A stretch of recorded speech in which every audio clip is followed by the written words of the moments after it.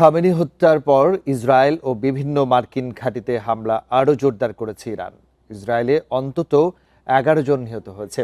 এর মধ্যে বেইত শেমেশ শহরেই মারা গেছে 9 জন। এছাড়া আরব আমিরাতে নিহত হচ্ছে এক বাংলাদেশি সহ 3 জন। কুয়েতে মারা গেছে একজন। এদিকে মধ্যপ্রাচ্য জুড়ে ইরানি হামলায় 3 মার্কিন সেনা নিহত ও 5 জন গুরুতর আহত বলে জানিয়েছে যুক্তরাষ্ট্র।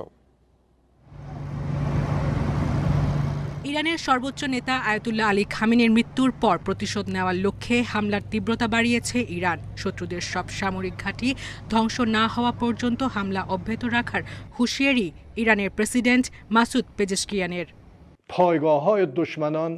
ইরানের সশস্ত্র বাহিনী শক্তভাবে শত্রুর ঘাঁটি ধ্বংসে পদক্ষেপ নিচ্ছে এবং এই অভিযান চলতে থাকবে যাতে শত্রুরা আগের মতোই হতাশ হয়ে পড়ে।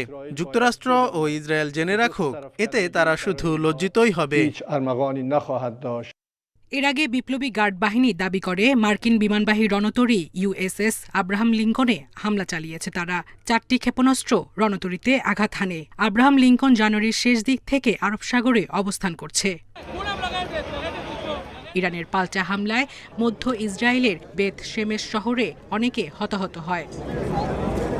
এছাড়া ইরানের হামলায় ইসরায়েলের রাজধানী তেল আবিবে অন্তত 40টি ভবন ক্ষতিগ্রস্ত হয়।